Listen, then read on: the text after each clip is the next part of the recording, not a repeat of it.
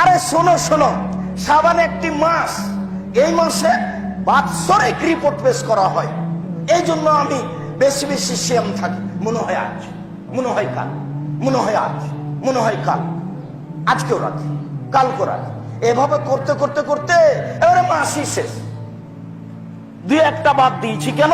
খালি রিপোর্ট ধরবো, খালি রিপোর্ট ধরবো। এই জন্য কিভাবে কিভাবে ভারত, বাংলাদেশ, পাকিস্তানের আলেম ওলামা জেনে নিলেন সেদিন 15ই শাবান।